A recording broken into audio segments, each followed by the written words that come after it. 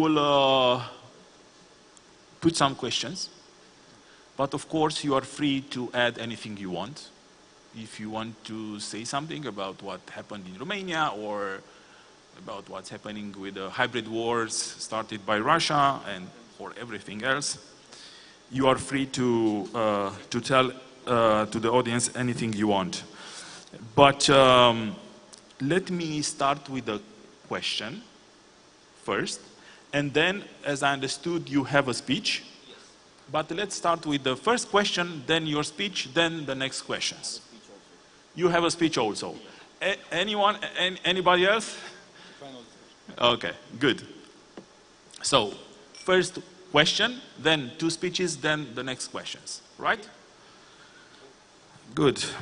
So, let's talk directly. What do you think, what explains the significant support for the far right and the anti-EU candidate in Romanians' recent elections? And does this support signal to a deeper emerging trend of Euro-skepticism and populism in the region? What do you think? Anyone who wants to be the first one? Yeah, I will be the first one. I will break the ice. Wonderful. Thank you. So, the Euroscepticism in Romania, it's a percentage, but it's not so relevant in my opinion. We just had the election, and as you saw in the second round, in Romania we had a huge number of people that go to vote. It was the biggest number in the last 15 years or something like this. And these people voted for Europe to have a way to continue this way of Romania in Europe. So I think this is obvious. You cannot say nothing more when the math show you that Romania wants to remain in Europe, wants to continue in NATO, it wants to keep this way. It's 100% sure.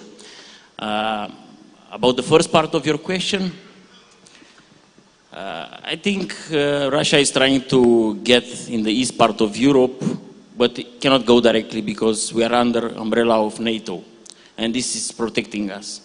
And they tried to go in Romania, they tried it in Bulgaria, and then they tried it in Poland also nowadays. But I think all these countries are strong enough and they will succeed to remain on the position, and they will continue to fight, even if it's not directly, but we are fighting with Russia also. Because we are supporting Ukraine, we are shoulder to shoulder with them, and I think we proved ourselves as good neighbors, and for sure we will continue to do it. Hello everyone.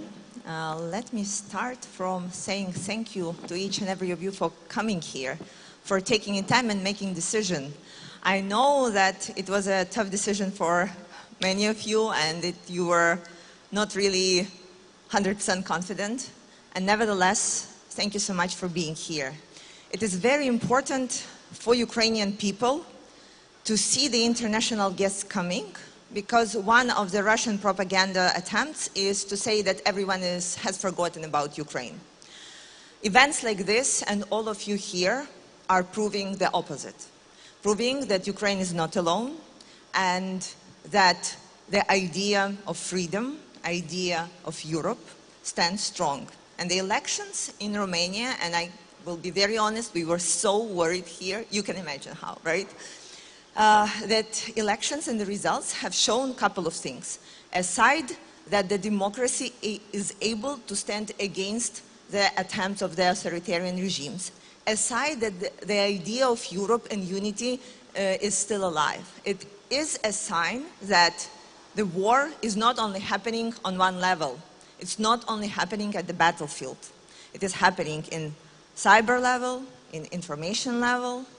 And so every time when somebody is asking or pressuring you to ask Ukraine if we are going to conduct elections and when, additionally to all the other arguments that we are using with the security, with the ability of military to participate, there is a question, would we have enough of the strength to contradict, to a massive Russian influence in all the ways that we have seen in Romania. So first, cheers to our Romanian friends. Congratulations. And you'll be very happy that right now there is one more seat in Europe that we know that strongly stands with Ukraine and not the opposite.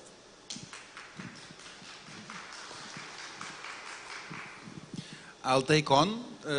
Hello everyone, thank you for the opportunity to be here. I'll start with the second question. I don't believe it's a new wave of extremism. Romania for a very long period of time, and I'm saying that as a Romanian citizen and as a Romanian citizen living in the Republic of Moldova who looks with big admiration to what Romania has achieved in the past 10 years, everyone believed and saw with their eyes two things in the past more than 10 years, I would say 15. First, an incredible growth that Romania achieved under the EU integration. Like with all the problems, with all the issues, the changes are there and they are felt by everyone in one way or another, but they are there. Second, at least in how it's perceived from the Republic of Moldova, how it was perceived in the Republic of Moldova for a very long time, was that Romania was extremely immune to Russian propaganda and Russian interference. At the value level, at the societal level, there was a very clear understanding that Russia is a potential enemy. It's a threat, more correctly to put it. So the rise of extremism in Romania itself deserves probably a separate panel.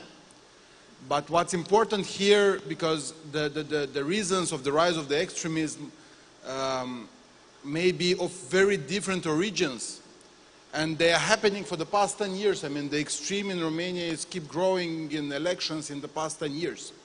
But what's important to notice in the context of Russian interference, of hybrid warfare, is that how it was built up and how it was accelerated by Russian interference at all levels. Whether it would be a political discontent or some political crises that it's happening here and there, be it a number of fake news about how European Union is stalling Romanian sovereignty and the rights of citizens, or these simplistic Russian-driven propaganda slogans that you will regain your freedom and you will be able to decide on your own without Brussels.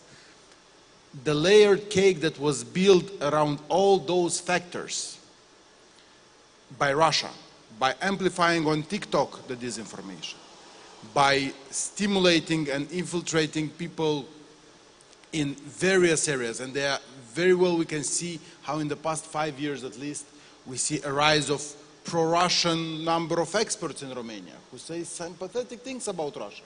So all of a sudden, never saw it in Romania before. And then you see a more and more emerging candidate in the Romanian election that was not that against what Russia is doing. And all that build up. So I think it's not something new that's happening in Europe. We've seen that for quite some time. We've seen that and we've lived that in Moldova for quite some time.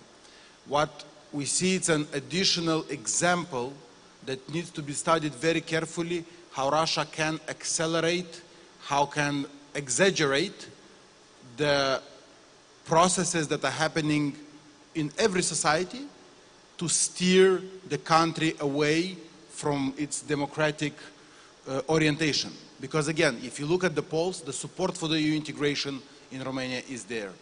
The understanding of the people that their lives got better is there. The salaries are there, the infrastructure is there. I mean, everything is there. But Russia took a very small part and a number of issues in Romanian society that exist in all societies and extrapolated them to make it look like it's totally different, that Romania does not belong to the free world anymore. And that needs to be studied because that's a playbook that is happening in Moldova, in Romania now, that Russia tries to implement all over the Europe at this point. So yeah, that was my comment. And that's very troubling, specifically because Romania, as I was saying in the beginning, was very immune to these things, or at least so we believed. Thank you. Thank you very much. So let's hear 2 short speeches. And then we will continue with the questions.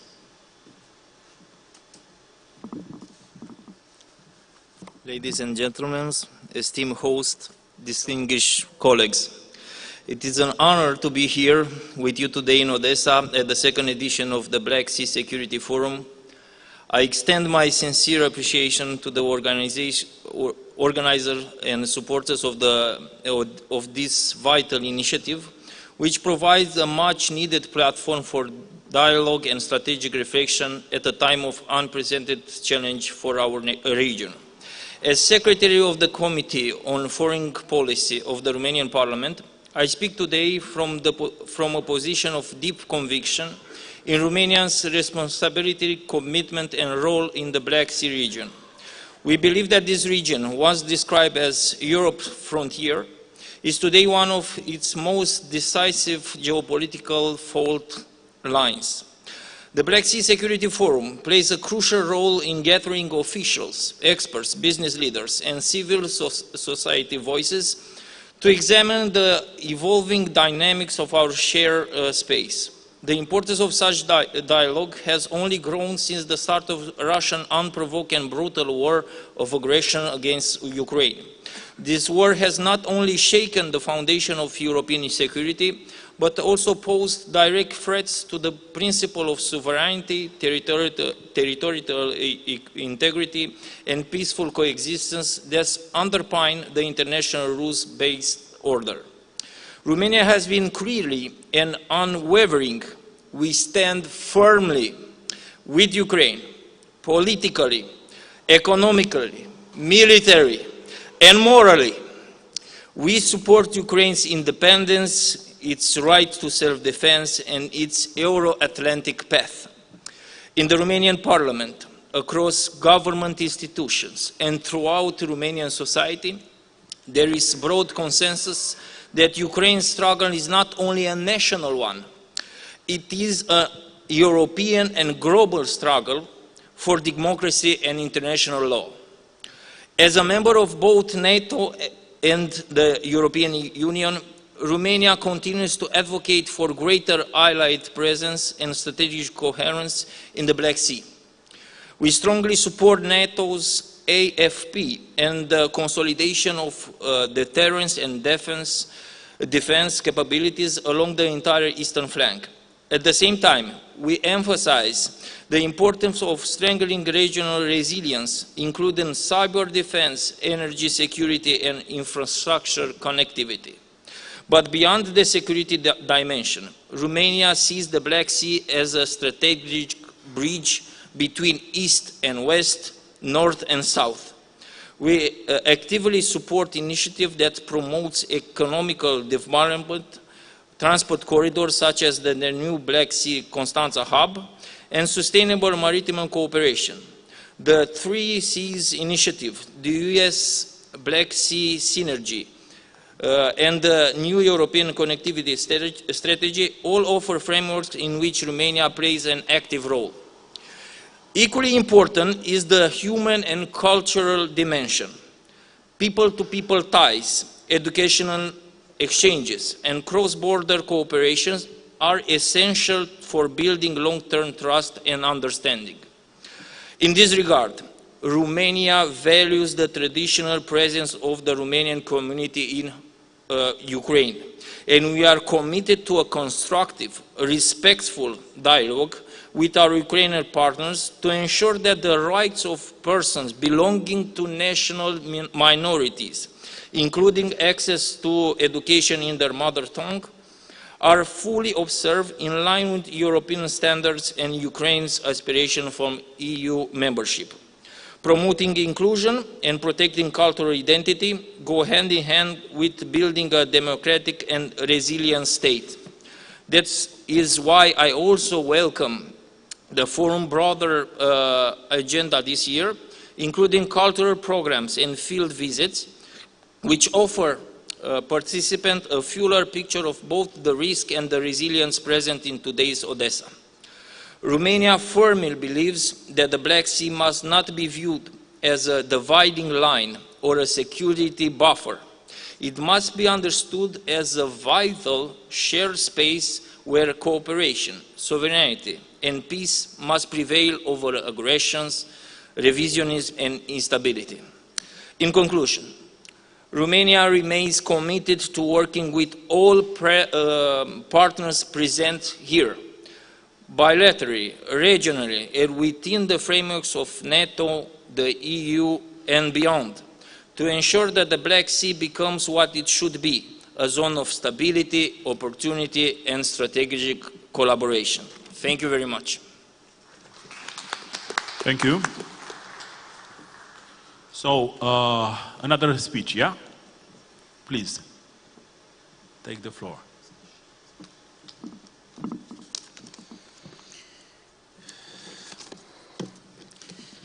So, ladies and gentlemen, distinguished guests, first of all, I would like to express my sincere gratitude for inviting me here. Even that, a lot of people suggested that the risk in the area because of the war is high. Due to the respect that I have for Ukraine and Ukrainian people, I decided to come. Today, Ukraine is fighting not only for its territorial integrity, independence, or sovereignty. Ukraine is defending the values and principles that represent the cornerstones of this order: democracy, respect for human dignity, and liberty. So I strongly believe that we should stand together to protect the principles of the international law, including the respect for sovereignty and territorial integrity of all the countries.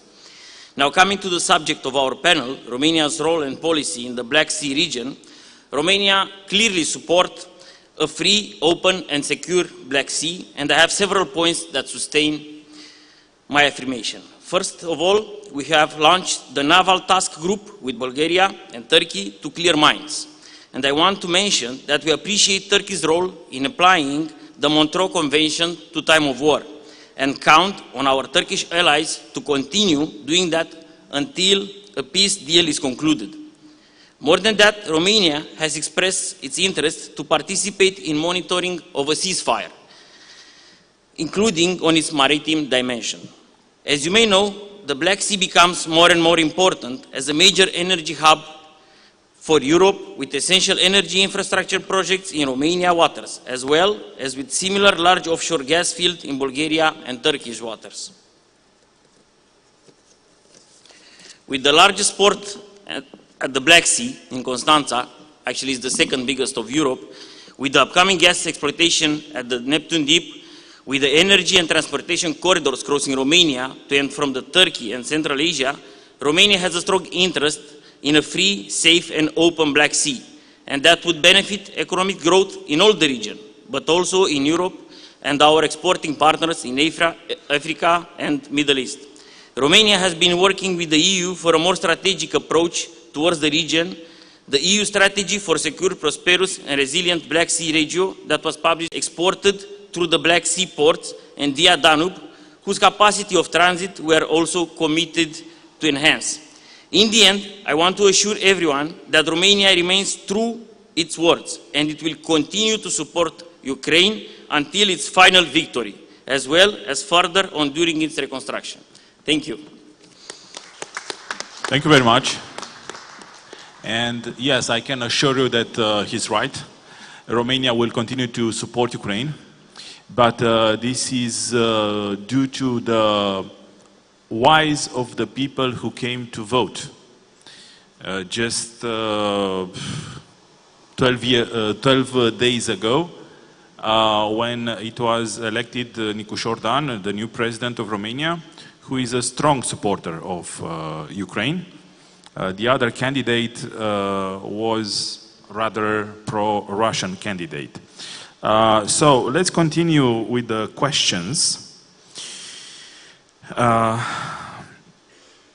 Let's explore in what ways Romania can leverage its pro-European approach and orientation to counterbalance or fight, let's say, against radical nationalist sentiments within the country and in the region, and in which way Romania can strengthen the cohesion of the eastern flank of the EU.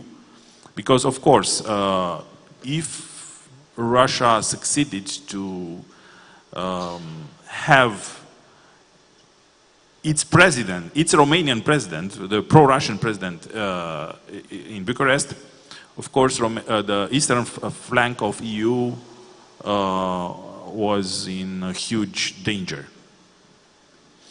So what do you think about the capacity of Romania to continue the fight against these radical movements? Because we will have elections in 3 years again. You want to answer? Okay. We fight by changing the rules, because not long ago we fight against fake news, and we changed some rules in our parliament to make sure that those information are restricted by the authorities that have managed to help us in finding those fake news. And this is not only an example, because we have the EU support. They know how to fight against fake news, because many voters choose the extremist side because they thought that the news are correctly. And this is one of the moves that the Romanian Parliament make to fight against this one.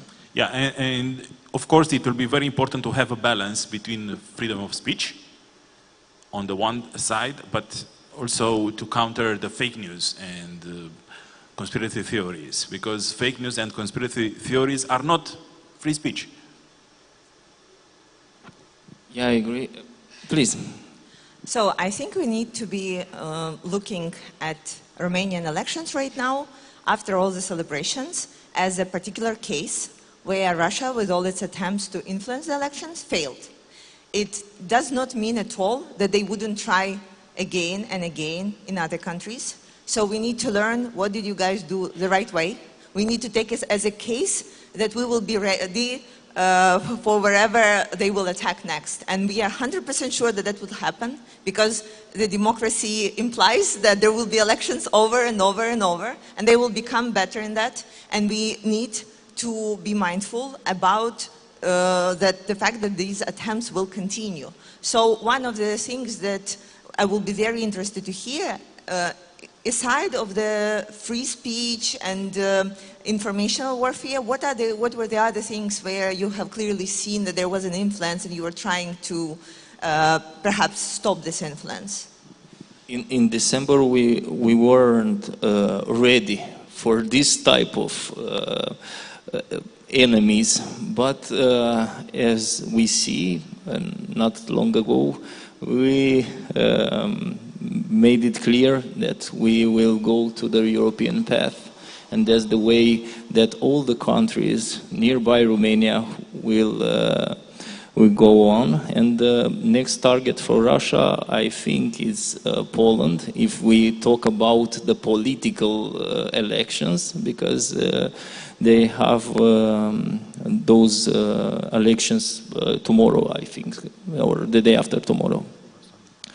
Okay, what we can learn about the case study of Romania, you must come to Romania to see what... Point taken. Invitation accepted. Okay, thank you. And we can discuss about the laws that we change and what are the effects that made down the whole election. Because basically you had to do it during the course of the elections, or like really closely, and between Georgescu's... in a short period of time. Yes, very short period of time. So for other democracies, it will make sense to learn from this and prepare in advance. Yeah, I would like to get from a bit of a different angle. I believe what Romania should do at this point is to succeed. meaning that all the rise of the extremes are due to the fact that many issues were too much exploited, as I was saying in my previous intervention. And in order to get back to the question how we better raise the salaries or build the roads, and not to the existential question it's East-West or it's democracy versus authoritarianism in the next elections, one important thing that should happen now, it's political stability, I believe. It's orientation towards very clear solution, towards more EU, towards better absorptions of EU funds, more investments, bigger economic growth in a very challenging environment. That these are not simple things, and I'm not downplaying that it as something very easy. It would be extremely complicated to achieve this. But at this point, the extremes are thriving on the fact that these topics of growth, of how we solve people's problems, are put a bit to the side in the political agenda. It's changing fast, but it should become now again the topic of the day. Because the biggest fear that I have is that the next elections in Romania will again be about whether it's democracy versus authoritarianism. Because before these presidential elections, elections in Romania were about how economy, about how we will make things better, who will get more in the negotiations with the EU. And that's a normal democratic debate to have in the elections. And it's extremely, extremely dangerous that it moved to a topic where an existential East and West, because it managed to polarize society, and at some point, with huge influence from Russia, the swing might go the other way. And that's a thing that we need to consider. Yes, I agree that the economic factor it's important, also social issues and so on. But we have to be aware that democracy has some flaws, and we know about this when we read Plato or Aristotle, the ancient Greek philosophers. They warned us. They told us that look, take care with democracy, because anytime a demagogue can rise and can turn a democracy into a tyranny. So I think that even in 100 years from now, or 200 years from now, or 1,000 years from now, it doesn't matter how well developed we are, economically speaking, this danger of facing demagogues will still exist. And I think that it's also a battle of ideas. It's a battle of views of life. And that's why you in Moldova, you will have elections in September. So you will have to fight again against the hybrid war started by Russia. And many other European countries will have to face this. Because we entered in these times of social media, and social media accelerates the ways for demagogues to spread disinformation and to try to steal minds, to corrupt minds, because this is all about. And we have to be careful what laws we will have, because on the one hand, we have to preserve, we have to defend, we have to maintain the freedom of speech. But in the same time, we have to understand and to define very well what disinformation means, what fake news means. And of course, we cannot turn every time, every election, in a debate, democracy versus tyranny. We have to, and in order to defend the democracies, we have to reject the extremist voices, the extremist movements. Otherwise, democracy may collapse. In small countries, medium countries, or big countries with big economies, with long democracies, anytime a democracy can fall if we will not be ready to fight properly. So, yeah, if you want to add something. I read the question. Okay. Let's move to the next question then.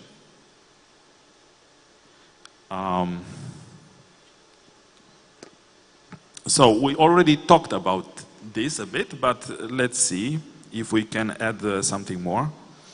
How might Romania's evolving domestic political landscape influence its role in shaping EU policy toward the Black Sea region? You talked about this, especially regarding energy security and military cooperation. Yeah, and I would add here, because this discussion seems to be mainly for peaceful times, but let's see what we can do now during the war times to strengthen the security in the Black Sea. So, in my opinion, I think NATO should be more present in this area. Now we are doing in Romania a very big investment in Mihail Gogălnicianu NATO base. Yeah, to deter Russia. Yes. Of course, if Russia see that all the European military force are around the border of Europe now, of course they will be discouraged. As I told you, we did a huge investment, and we are doing a huge investment in Mihail Gogălnicianu. I think that it's a clear thing that NATO is determined to support this area of the world, not only East Europe, also Balkans, Moldavian Republic, and for sure we should support Ukraine. As we saw, when Ukraine had enough firepower, they succeeded to keep Russia away, and I think this should be a way. More than this, I think Europe has to prepare an own army, separate than what NATO is doing, because as you saw in United States, they had election also. A new person is coming in charge. They change some ideas. We cannot be alone here, and we cannot consider every time that USA must protect us. I think we have to be strong, united in Europe, and I think we already started to work for this case and to go on this path. If you consider that we have countries in Europe like France, Germany, Italy, they have a huge economical power. We neglected the area of military because we had peace, a very long time of peace. But now we see that this peace can disappear in a moment. So I think we shouldn't neglect the military part of the world, and we should invest in it, and not to invest to provoke a war or to be in a war, but just to prevent a war.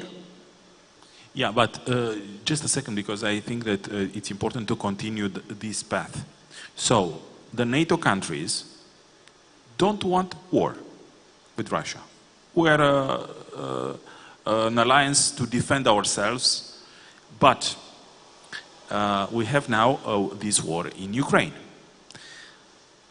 We help Ukraine, but we don't want to start to be involved in an active way in a war with Russia. Yeah.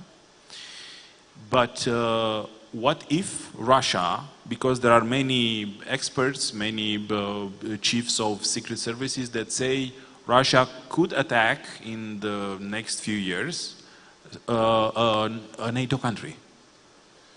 And what if Russia will attack Estonia, let's say? Because it's quite easy for Russia to attack Estonia. What should Romania do and other NATO countries? Should we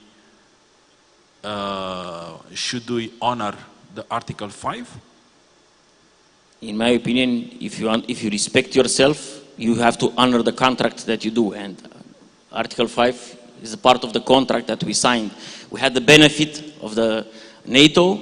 We have to do whatever NATO decide to do. So if NATO decides to defend, and it's normal to defend Estonia, we should get involved because it is a normal thing. I agree 100% with you, but some other points of view, please. I have a question. Can you afford to invoke Article 5 right now? Do you feel ready? Do you think that perhaps like Romanian military advancement is ready right now to involve themselves into an affair like that? I'll be honest, because I've been to some front lines, in many parts of the front lines, and I saw the importance of the drones. And no country, no NATO country is ready now to fight a war of drones. Only Ukraine and Russia have experience and have the capabilities to do this type of war. A conventional war with the weapons that we have in Europe, we are very, very vulnerable. This is my opinion, because I saw how the FPV drones, for instance, are so important. They are cheap, and they can destroy a huge army without a strong defense against FPV drones, for instance. And no country has some kind of defense except Ukraine to face Russia. Here you have your answer. And if Russia will attack Estonia, I think Ukraine will be the best defender of Estonia. And we are ready to do so. If by that moment we will be capable of, but we plan to. But basically, I was bringing you to the point saying that it's not a question right now, would NATO stand up against the aggressor, but would NATO be at the capacity to stand up with the aggressor? And this is why the only and the best and smartest thing to do right now is to invest in technological advancement, to invest in defense, because obviously Russia, China, North Korea, and Iran are not going anywhere. And even if you imagine that there is some like virtual ceasefire, do you think that these countries will stop their technological advancement and stop arming themselves? Absolutely not. This is why we are looking at all our friends and allies with one call saying, wake up, work on arming yourself, because we need to be strong and we need to be strong together. One of the big goals of this forum and this gathering is to bring the world attention at the fact how good Ukraine is doing at the Black Sea. I think it has been really underestimated and not been talking enough about it, because this is one of the best factual examples of how should you deal with Russia. The ability for Ukraine to export grain, the ability for Ukrainian ports to operate, did not come from some agreement with Russia and from Russia keeping their part of the deal. It only came through strength, through Ukrainian innovative ability to fight for ourselves, to fight for our ability to exist, to have a path in the Black Sea and to protect our ships. This is the only way it works with Russia.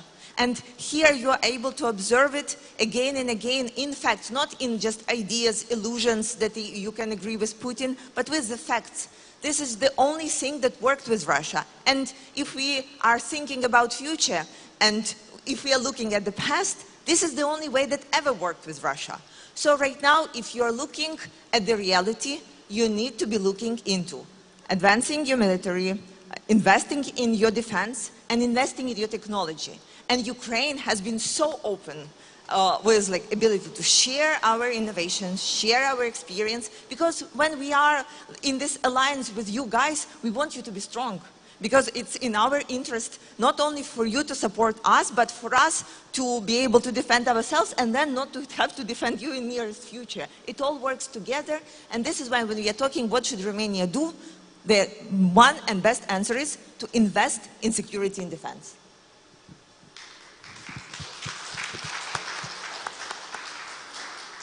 I'd like to build up on that very much, on the fact that now with all the discussions in Europe about the capabilities, not the defense capabilities, but the industrial capabilities in the army sector or in the defense sector, Romania should have a strategic interest in being in the forefront of it, because the industrial capabilities of Romania can serve towards it, and it's also for Romania can become an important push towards an economic growth. That's an important economical factor.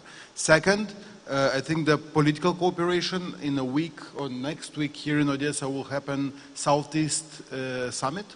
And the format, the political format of cooperation in the Black Sea area after the start of the war in Ukraine, after the Russian aggression of Ukraine, were somehow put on hold, and it was a bit ambiguous. And I believe Romania has all the cards to be a leader into restoring this potential dialogue in the Black Sea area, of course without Russia, but bringing everyone on the table on the topics related to Russia. And of course, the security guarantor. Romania, for the Republic of Moldova, it's a security provider, and it should upscale its game into being perceived that way, not only for the Republic of Moldova, but generally for the Black Sea area.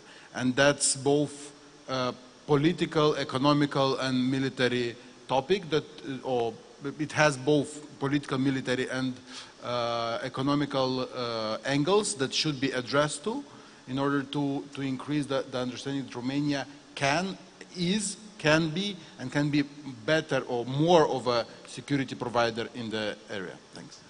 I want to make a Please. prediction regarding your question.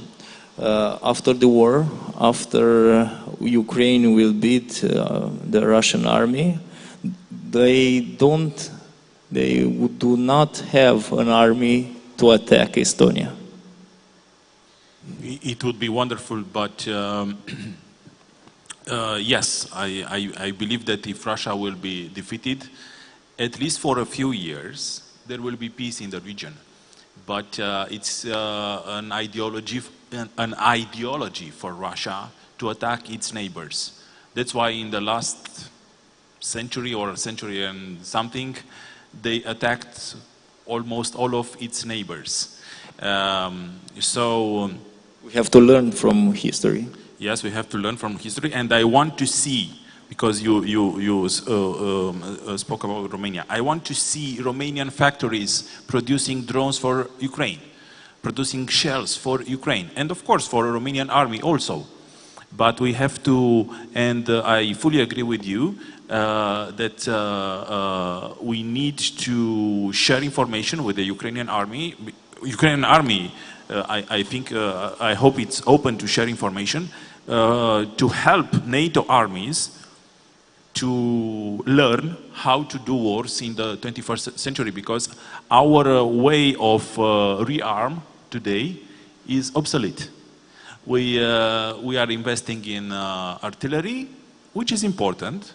We invest in fighter jets, which are important. We invest in tanks, but the drones are the key for the wars in the 21st century.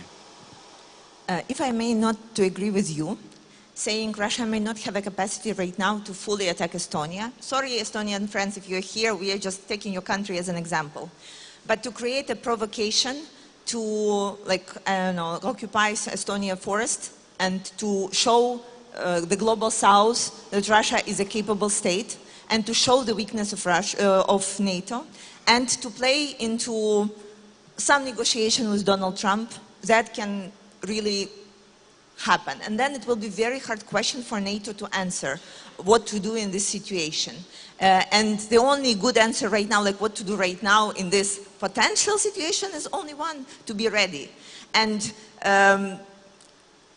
honestly, right now, it's not only politicians and representatives of different think tanks here. Today, tomorrow, and on Sunday, there are so many fantastic guests that represent our military, who represent amazing technological companies in Ukraine, and who are ready to share, who are looking for investors, who are actually here to talk to you and to explain what technological advancement Ukraine has already done, and to say, like, we want to share it with you. We want to do, you know, like mutual investment companies, whatever, together. Because, as I said, and I will repeat over and over, we are interested of our partners to be strong, and as strong as possible. So please use the opportunity to visit the side events that there has been, but also a call for politicians to use these opportunities again to learn. To learn, because again, our enemies, they learn from each other really intensively, and they will be doing so no matter what our allies do. Again, there are things that our military has done in the Black Sea, they're really unique. And when Romania is working on their military strategy, we just hope that you guys are looking at what has happened and include all those innovations. I haven't heard any single Ukrainian saying, oh, yeah, well, this is something that we wouldn't share with our partners. And again, because this is in our own interest, actually in our life interest, to have you guys understand what we understand and work on, not on something that have already been obsolete. Yeah, and I really want to see, as soon as possible, a visit of the Romanian president, Nicu Șordan, to Kyiv. I hope that this visit will bring stronger cooperation, including military, because yeah, the NATO countries need Ukrainian advisors in order to spend the money wisely, because there will be a lot of money in Europe, and of course there are a lot of money in the US, but in Europe there will be a lot of money for rearm Europe, yeah, but it's important to spend them wisely, and this might be, and also Moldova, maybe some industrial capabilities to produce weapons there. One thing that I've missed, because we talked about rearming and industrial or the defense capabilities industrial complex, but one thing that I've missed and it was on my mind is the preparation for the reconstruction of Ukraine. Poland, Moldova, Romania are best suited and should strategically prepare its capabilities to support Ukraine for its reconstruction. It's in a political interest to do so, but also it's mutually economically advantageous to prepare in this direction. So beside the security part of it, the military aspect of it, we should look at also at the broader economic context that should be addressed in this regard. I would like to add to that. So we appreciate, but the reconstruction is happening now and cannot at any point be put until, the end of the war. This is very important. There is a personal story that I would like to share with all of you about the renovation. So last year, at the beginning of the year, there was a missile attack on Kyiv. It was January the 2nd, and I was at home. It was 7 a.m., and I barely had time when I heard the air raid siren to go and try to hide under the stairs where we hide during such attacks. It was a Kinjal missile that hit perhaps 300 meters from where I live. I have witnessed how the windows from my home were pulled out of the frames and thrown into the middle of the room. I have seen and witnessed all of that. It felt like really a personal Armageddon. At that day, 5 people were killed, and more than 200 lost their apartment buildings. Because no matter what they say, Russia just hit an old Soviet 9-story apartment building where people were they were not really well-doing people who lived there, right? And by this time, there is an attempt to find a way how to quickly rebuild, like about 200 apartments, and it's very hard, it is expensive. So when we are talking about the rebuild of Ukraine, we are very grateful to all our allies who are supporting us right now. But when we are talking about the rebuild and reconstruction, it's not talking about building some futuristic cities, right?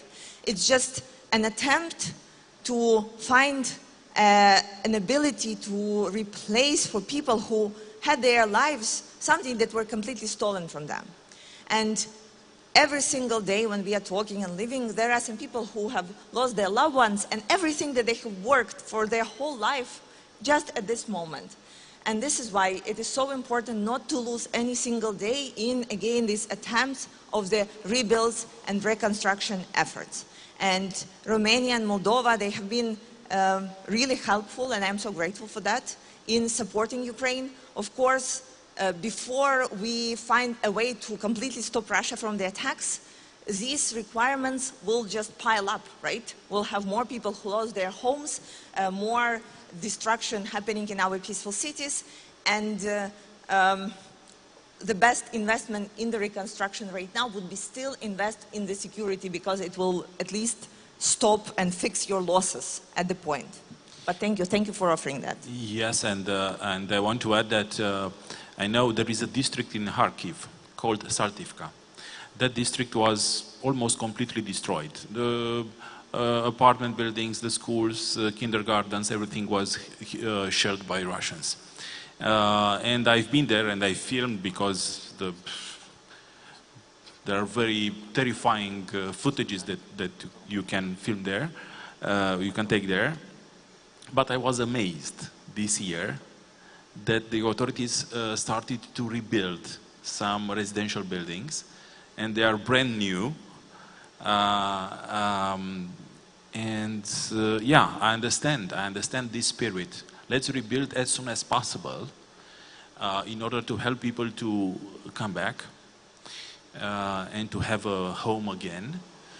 And yeah, but I think that at least some buildings, you have to keep them destroyed as open-air museums of the horrors that Russia did in the 21st century in Europe. Yeah, if you want to add something. So we have 8 more minutes. We had 2 more questions, but we talked about them, more or less.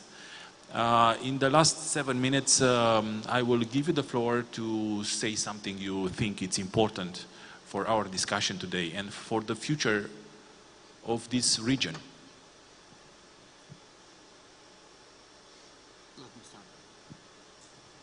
Romania is the closest, biggest, and the most important partner and ally of the Republic of Moldova, not only economically, politically, but also culturally and historically.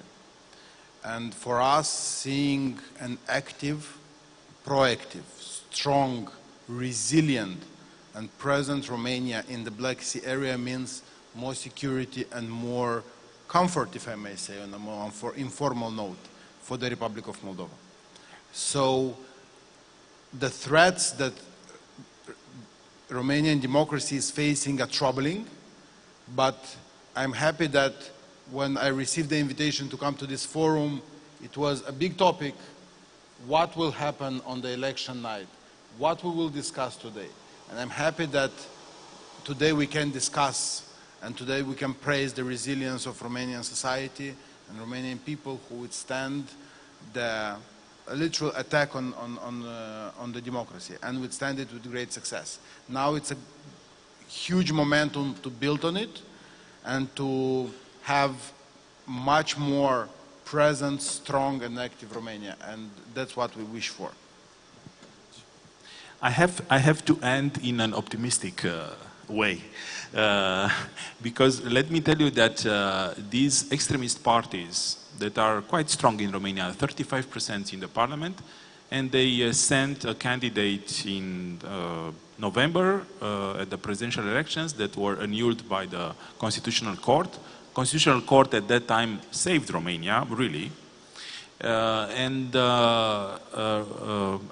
the presidential elections repeated now in May, the extremist candidate succeeded to get 46% and something, supported by extremist parties. But these parties are now in disarray after they lost the elections.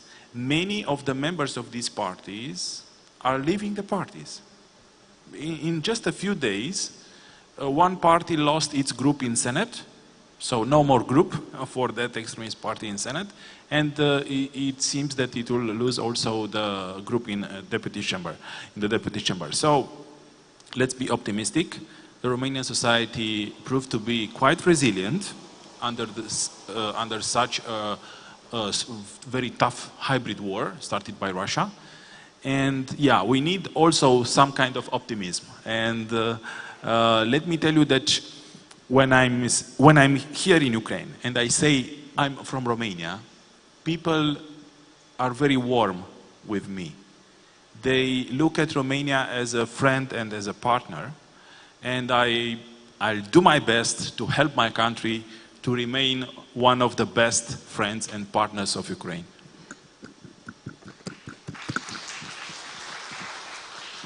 So I would like to continue his idea, and I will leave you to finish, of course. From the information that I have, the second nationalist party in the parliament will not have a group anymore very soon. Because these people are leaving these parties because they understand, even the leaders of this party understand, that for what they are fighting doesn't exist. This is the reality. They manage to get some votes from the people that are not well educated, that are at the edge of poverty. I think that what we should do to don't have this situation in the future in Europe, we should focus not only in military but also in education. We have to make sure that people are not voting without getting the right information and to take only from the social media fake news. So I'm sure that what happened in Romania now opened eyes for a lot of countries and a lot of people. So even that we had it on our own back, at least I'm optimistic and I'm positive that it will not happen to all over the world very soon. To finish, I want to say again that I'm sure that Romania will support Ukraine and of course Moldova, because Moldova for me is not a different country. We are brothers, we speak the same language, we have the same habits. It's just a situation. But Moldovan Republic, it's part, in my heart, is part of Romania. So we will continue to support Moldovan Republic and we'll continue to support Ukraine in this war of aggression that Russia has with Ukraine. Thank you very much. Same as you, when I was preparing for this panel some time ago, I was thinking that it can be either really bad or very good. And you know, during the war, you prepare yourself usually for the bad news. So thank you, Romania and Romanian people, that we suddenly have very good news. And I keep saying that there are exactly two reasons why we are able, by this time, to be alive and kicking and still fighting. The first reason is brave men and women of Ukraine who are standing up against evil and against aggressor and basically hold the skies above our heads. But the second reason is brave men and women of the democratic world who are standing with us, supporting with us, working with us on different levels, political, economical, military, whatever, doing everything possible and impossible so we can succeed. And for that, on behalf of the forum, Ukrainians, organizers, Ukrainian people, we are so, so, so grateful. Thank you all, and Slava Ukraini. So we can end here. We have 1 more minute, but let's give this minute to your freedom to go out and do something, anything you want. All right, thank you so much. Ladies and gentlemen, please give a round of applause to our speakers, to our wonderful moderators.